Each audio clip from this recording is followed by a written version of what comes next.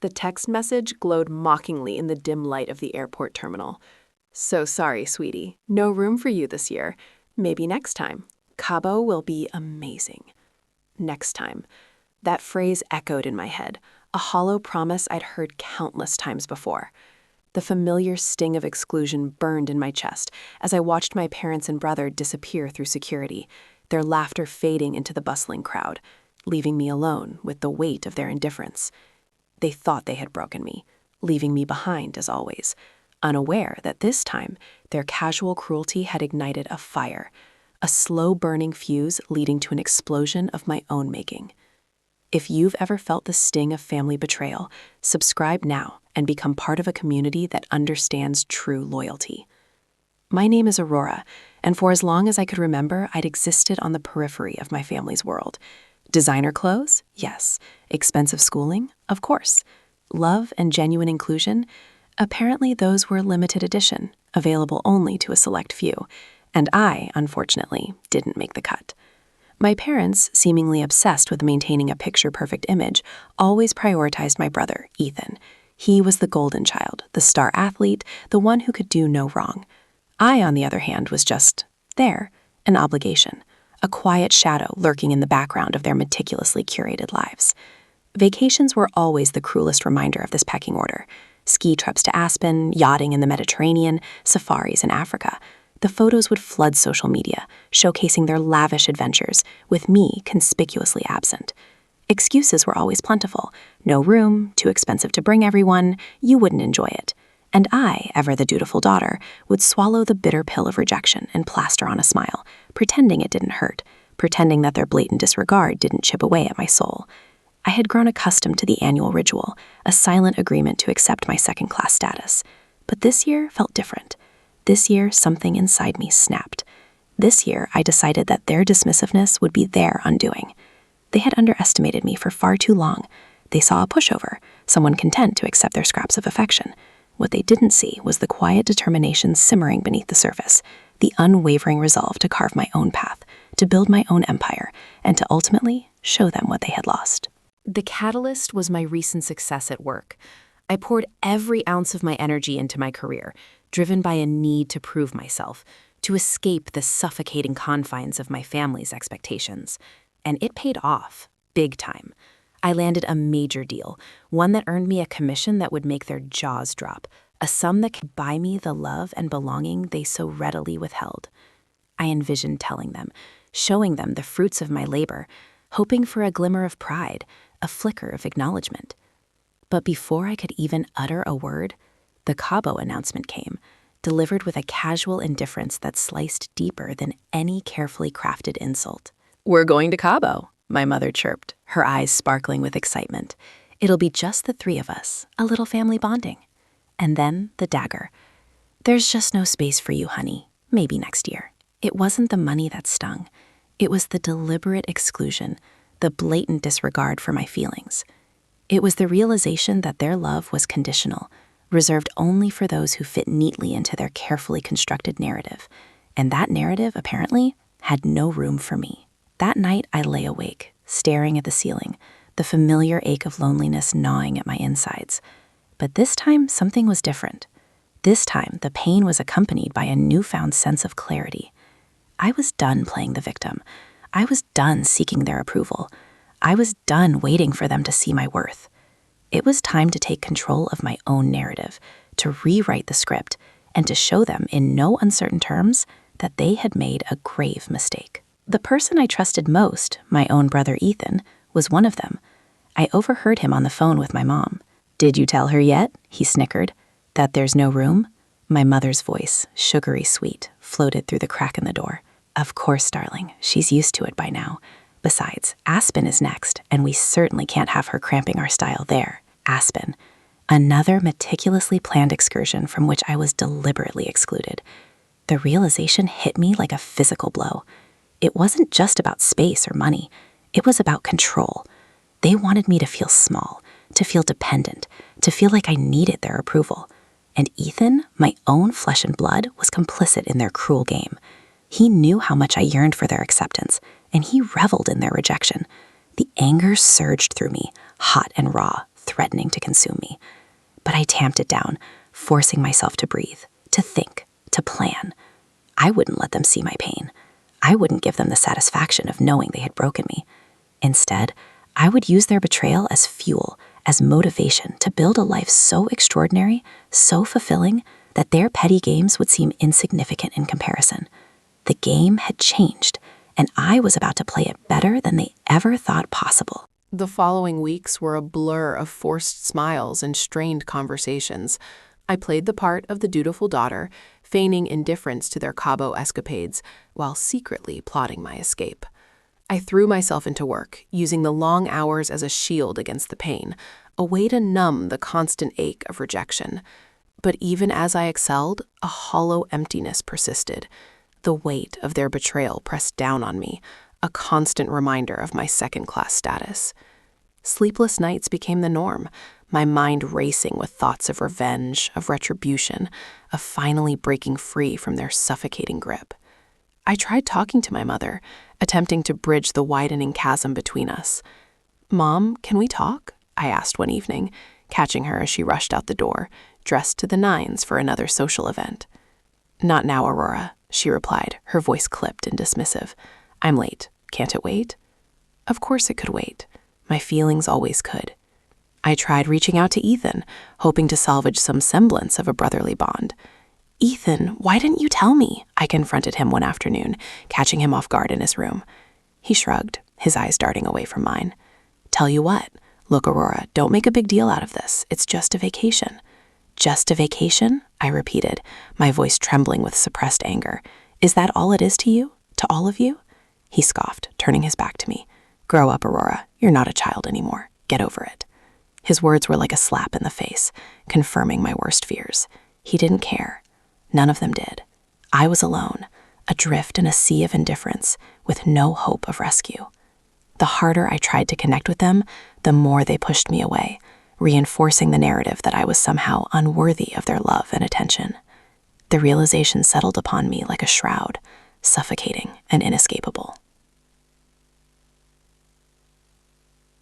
My attempts at reconciliation only seemed to fuel their cruelty. They reveled in my vulnerability, using my desire for their approval as a weapon against me. The social media posts from Cabo were relentless, a constant stream of sun-drenched smiles and picture-perfect moments, all carefully curated to highlight my absence. I forced myself to scroll through them, each image a fresh wound, a stinging reminder of my exclusion. I started having nightmares, vivid dreams of being trapped in a gilded cage, surrounded by my family's smiling faces, their laughter echoing around me, mocking my desperate pleas for help. I felt like I was losing my mind, teetering on the brink of a breakdown. My work started to suffer, my focus shattered by the constant anxiety and self-doubt. I made mistakes, missed deadlines, and alienated clients. My boss, a perceptive woman who had always been a staunch supporter, noticed the change in me. "Aurora, are you okay?" she asked one afternoon, her brow furrowed with concern. "You haven't been yourself lately." I hesitated, unsure of whether to confide in her.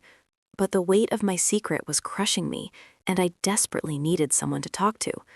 I told her everything, pouring out my heart, recounting the years of neglect, the constant rejection, and the recent betrayal. She listened patiently, her eyes filled with compassion. When I was finished, she reached across the table and took my hand. "Aurora," she said softly, "you deserve better than this. Your family's behavior is unacceptable. You need to prioritize your own well-being and distance yourself from their toxicity." Her words were like a lifeline, a validation of my feelings, a permission to finally break free. But breaking free was easier said than done. My family had a way of sucking me back in, of manipulating me with guilt and obligation. They knew my weaknesses, my vulnerabilities, and they weren't afraid to exploit them. One evening, my mother called, her voice dripping with fake sweetness. "Aurora, darling, we're back from Cabo," she cooed. "We missed you so much. We have a little gift for you. Why don't you come over for dinner tomorrow night?" I hesitated, my instincts screaming at me to refuse, but a part of me, the part that still craved their approval, couldn't resist the lure. "Okay, Mom," I said, my voice barely a whisper. "I'll be there." The next night, I arrived at their house, my stomach churning with anxiety. The atmosphere was strained, the air thick with unspoken tension. My father greeted me with a perfunctory hug, his eyes cold and distant. Ethan smirked at me from across the room, his eyes filled with a mixture of amusement and contempt. The dinner was a disaster. The conversation was stilted and superficial, filled with empty platitudes and thinly veiled insults. My mother presented me with my gift, a cheap trinket from a tourist shop in Cabo, a pathetic attempt to appease my wounded pride. I stared at it, my heart sinking. It wasn't the gift itself that bothered me. It was the thoughtlessness behind it, the blatant disregard for my feelings. "Thank you," I mumbled, forcing a smile. "It's lovely." As the evening wore on, the tension escalated. My parents started to bicker, their passive-aggressive comments escalating into a full-blown argument. Ethan joined in, siding with my mother, ganging up on my father. I sat there, feeling like an invisible observer, watching my family tear itself apart.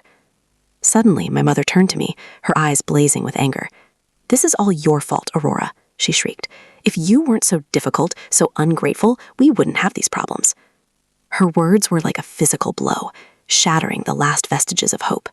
I had tried so hard to please them, to earn their love, but it was never enough. I would never be enough. In that moment, something inside me broke. The dam of emotions that I had been holding back for so long finally burst. Tears streamed down my face, my body trembling with rage and despair. "I'm done," I sobbed, my voice barely audible. "I'm done trying to please you. I'm done being your punching bag. I'm done." I stood up, knocking over my chair in the process, and stormed out of the house, leaving my family behind, their faces frozen in shock and disbelief. As I drove away, the rain started to fall, mirroring the tears streaming down my face. I felt a sense of liberation, a newfound freedom, but also a profound sense of loss. I had finally severed the ties that had bound me to my family for so long, but in doing so, I had lost a part of myself. The road ahead was uncertain, but one thing was clear. I was finally free to create my own destiny, to build a life on my own terms, without the suffocating weight of their expectations. The rain-streaked windshield blurred the city lights into an indistinct watercolor, each passing car a fleeting reminder of the life I didn't have. I drove aimlessly, the gas gauge dipping dangerously low, mirroring my dwindling hope. Where could I go? What could I do? Every direction seemed to lead back to the same suffocating emptiness. I checked into a cheap motel, the kind where the scent of stale smoke clung to the threadbare carpets, and the flickering neon sign buzzed with a monotonous drone. The room was sterile and impersonal, a temporary refuge that offered no solace. I lay on the lumpy mattress, staring at the water-stained ceiling, the events of the evening replaying in my mind like a broken record. Their words echoed in my ears, each syllable a fresh wound, a confirmation of my worthlessness. Difficult, ungrateful, your fault. I squeezed my eyes shut, trying to block out the pain, but it was no use. It was as if a dam had burst, releasing a torrent of pent-up emotions that threatened to drown me. I felt like I was suffocating, trapped in a vortex of self-doubt and despair. The weight of their rejection was crushing me, pushing me closer to the edge.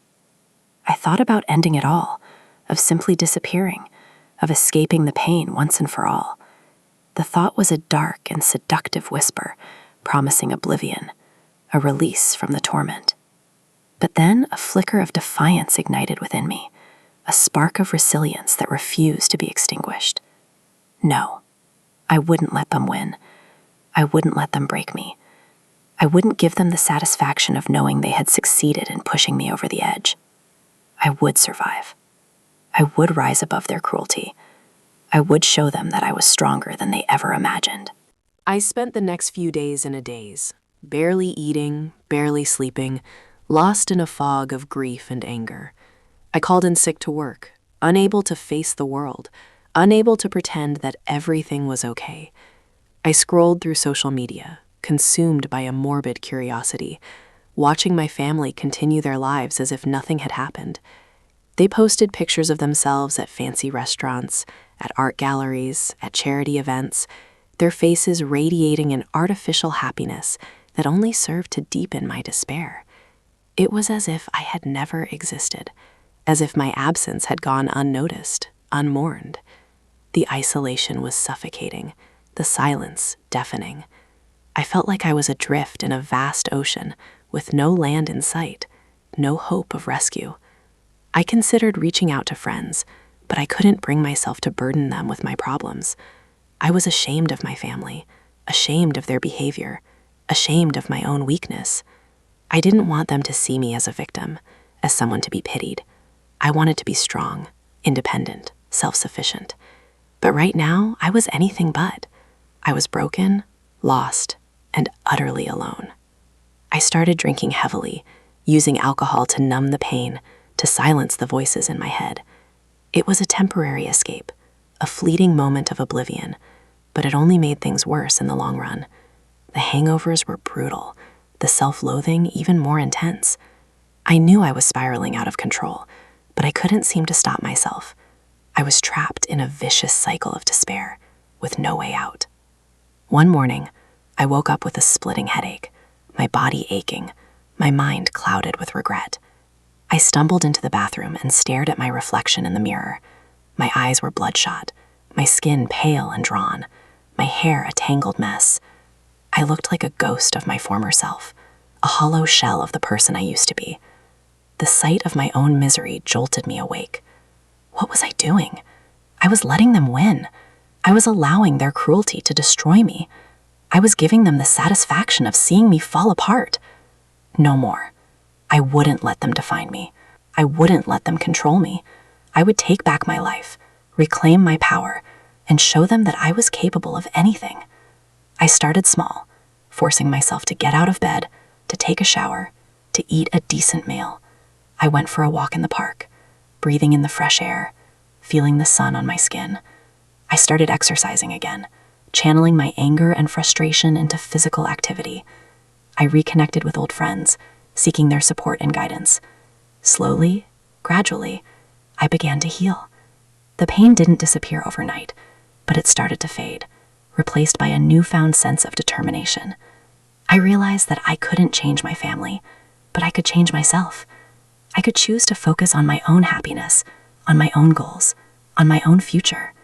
I started to see their behavior not as a reflection of my worthlessness, but as a reflection of their own insecurities and limitations. They were the ones with the problem, not me. I had allowed their negativity to poison my life for far too long. It was time to cut them loose, to create my own path, to build a life that was authentic and fulfilling. The anger that had consumed me for so long began to transform into a cold, calculating resolve. They thought they had broken me. They were wrong. They had merely awakened a sleeping giant, and that giant was about to unleash its fury. I began to formulate a plan, a meticulous scheme to expose their hypocrisy and to reclaim my power. I would no longer be the victim. I would be the architect of my own revenge. I started documenting everything, recording their conversations, saving their emails, collecting evidence of their lies and manipulations. I knew that I had to be careful, that they were cunning and ruthless, but I was determined to outsmart them.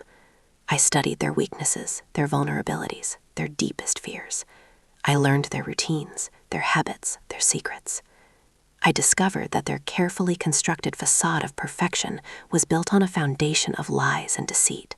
They had been cheating on their taxes, embezzling money from their charity, and engaging in all sorts of unethical and illegal activities. The more I learned, the more determined I became to expose them. They thought they were untouchable, that their wealth and status would protect them from any consequences. They were wrong. I would bring them down, brick by brick, until their entire world crumbled around them. I knew that my plan was risky, that it could backfire and ruin my own life, but I didn't care.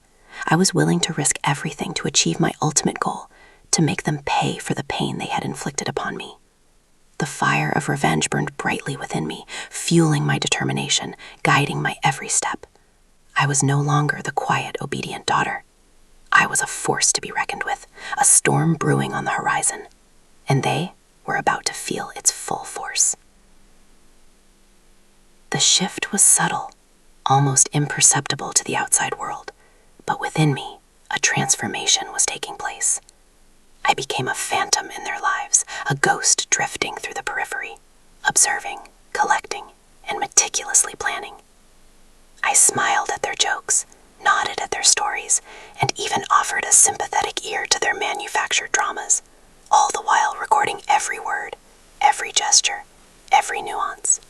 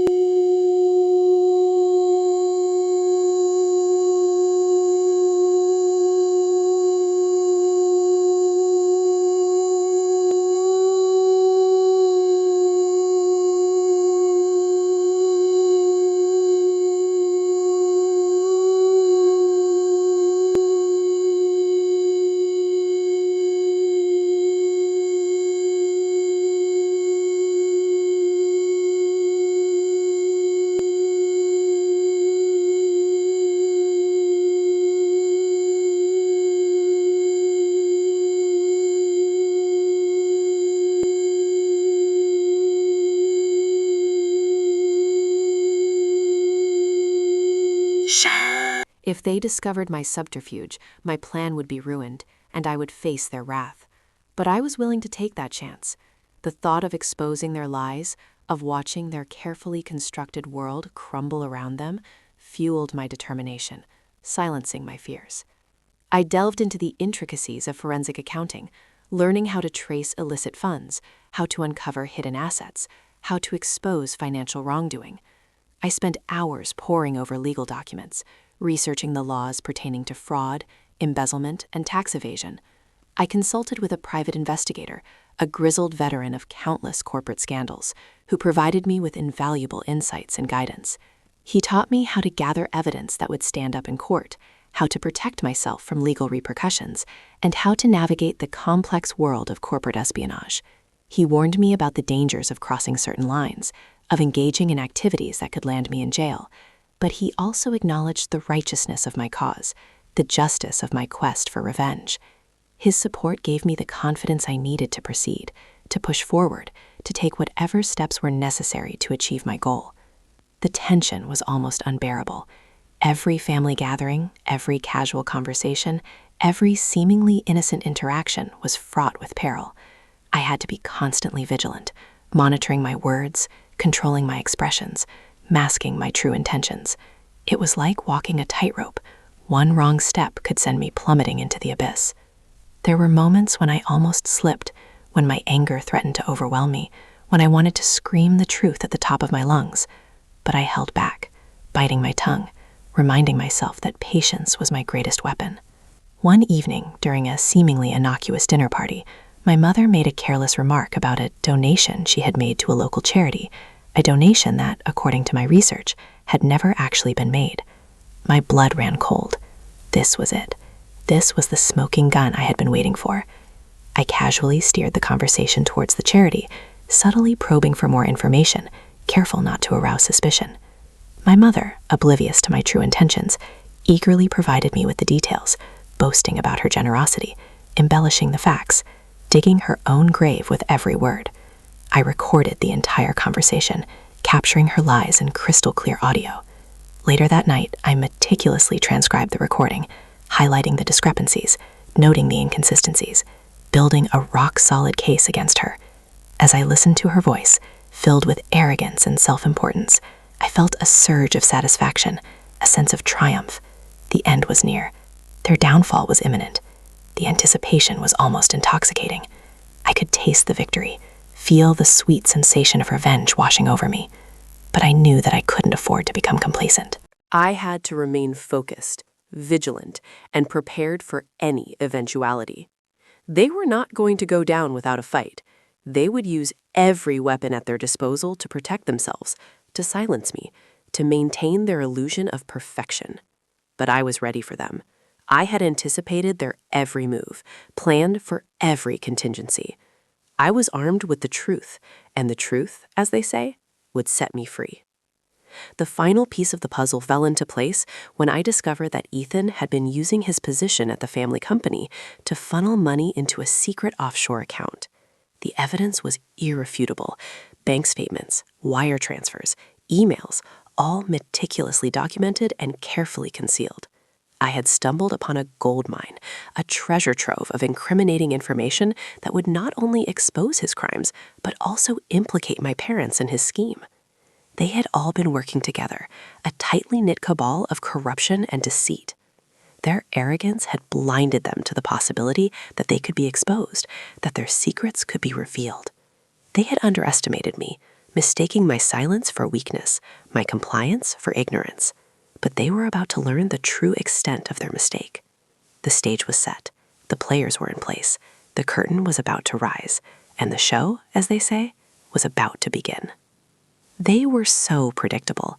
Their weakness wasn't just greed, it was their insatiable need for validation, for the constant affirmation of their superiority. They craved the spotlight, the admiration of their peers, the illusion of a perfect family. And that's exactly what I was going to give them before I ripped it all away.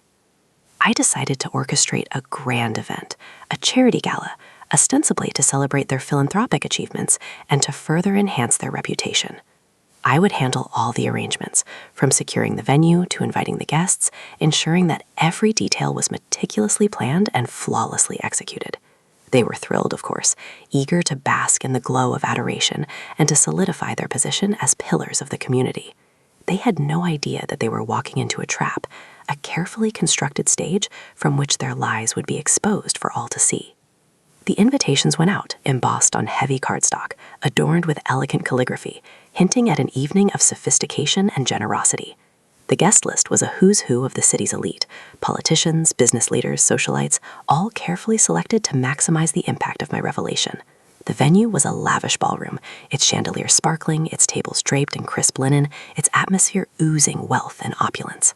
I hired a professional event planner to ensure that everything ran smoothly, while secretly planting my own operatives throughout the venue, tech experts, security personnel, and even a few investigative journalists, all poised to capture the unfolding drama.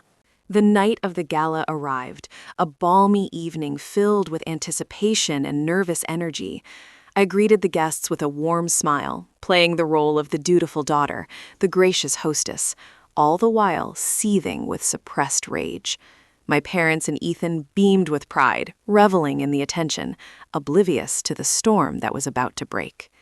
As the guests mingled and sipped champagne, I made my final preparations, checking the sound system, verifying the video feed, and ensuring that my evidence was securely stored and ready to be deployed. The tension was almost unbearable. I could feel my heart pounding in my chest, my hands trembling with adrenaline. But I remained calm, focused, determined to see my plan through to the end. The dinner service began, a multi-course affair that was both exquisite and agonizingly slow. I used the opportunity to circulate among the guests, subtly dropping hints, planting seeds of doubt, piquing their curiosity about the true nature of my family's wealth and success. I overheard snippets of conversation, whispers of suspicion, glances of concern. My plan was working. The atmosphere was shifting from one of admiration to one of unease. As the main course was being cleared, I took to the stage, a microphone in my hand, a spotlight shining on my face. I paused for a moment, allowing the silence to build, savoring the anticipation, knowing that what I was about to say would change everything forever. I looked at my parents, their faces etched with pride and expectation. I smiled, a cold, calculating smile that sent a shiver down their spines. "Good evening, everyone," I began, my voice clear and steady. "I have an announcement to make." I started by thanking everyone for attending, for supporting my family's charitable endeavors, for believing in their commitment to the community. I spoke of their generosity, their compassion, their unwavering dedication to making the world a better place. But then my tone shifted, my voice hardening, my words becoming sharper, more deliberate. I revealed the truth about their fraudulent activities, their embezzlement schemes, their tax evasion tactics. I presented the evidence I had gathered, the bank statements, the wire transfers, the emails, the recordings, all meticulously documented and irrefutably damning.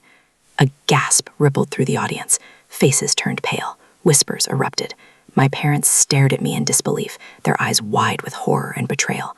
Ethan lunged towards me, his face contorted with rage, but he was intercepted by security personnel, who swiftly escorted him from the ballroom.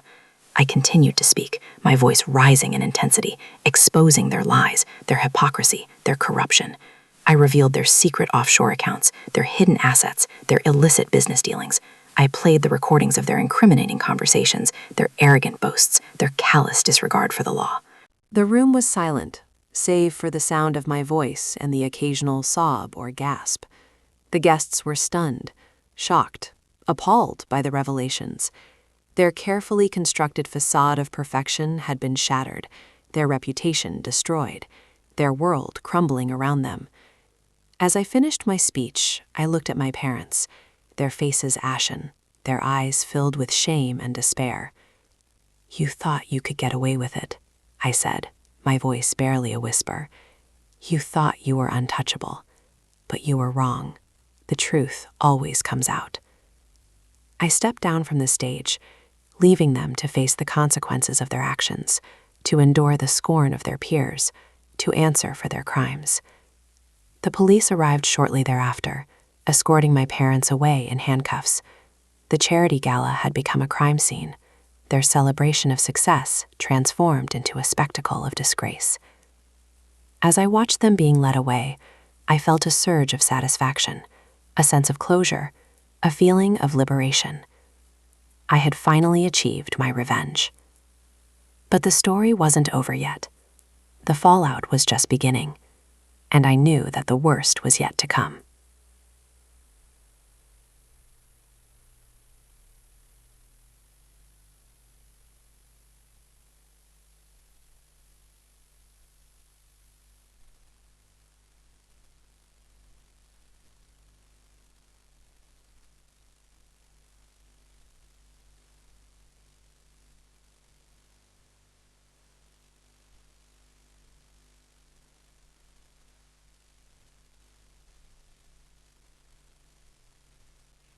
The following days were a blur of legal proceedings, media frenzy, and social ostracization.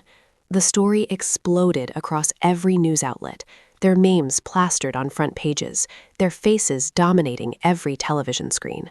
Their carefully cultivated image was systematically dismantled, revealing the ugly reality that had festered beneath the surface for so long. Their friends and acquaintances deserted them. Their business partners severed ties. Their social circles evaporated overnight. They were pariahs, shunned and condemned by the very society they had once sought to impress. The charity they had so brazenly exploited was forced to shut down, its reputation irrevocably tarnished.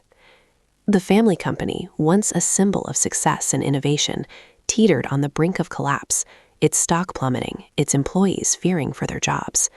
The empire they had built on lies and deceit was crumbling, leaving behind a trail of wreckage and ruin. Their assets were seized, their accounts frozen, their lavish lifestyle reduced to a shadow of its former glory. They were facing years in prison, the prospect of financial ruin, and the lasting shame of their public disgrace. The weight of their crimes had finally caught up with them, crushing them beneath its immense burden. They had believed themselves untouchable, invincible, but they had learned the hard way that no one is above the law, that even the most carefully constructed lies will eventually be exposed. I watched it all unfold from a distance, a sense of detached satisfaction washing over me. I saw their faces on television, their voices trembling as they pleaded for mercy, their bodies hunched with shame and regret. I read the articles detailing their crimes, their downfall, their despair. I heard the whispers of condemnation, the expressions of outrage, the calls for justice. And I felt a sense of closure, a feeling that I had finally avenged the pain they had inflicted upon me. It wasn't joy I felt, but a stark sense of completion. The burning anger that had consumed me for so long began to subside, replaced by a quiet sense of peace. The emptiness inside me started to fill, not with happiness, but with a sense of purpose, a renewed sense of self.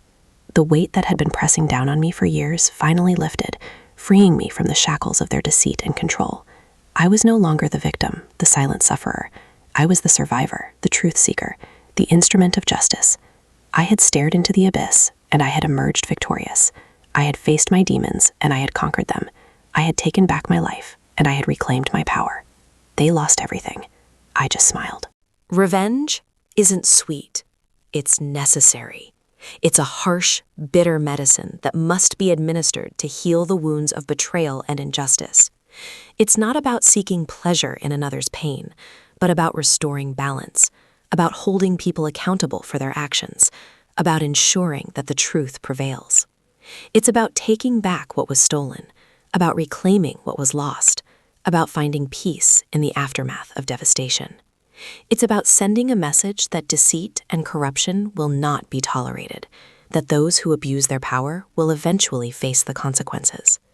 It's about protecting the innocent, about standing up for what is right, about making the world a better place, one act of justice at a time.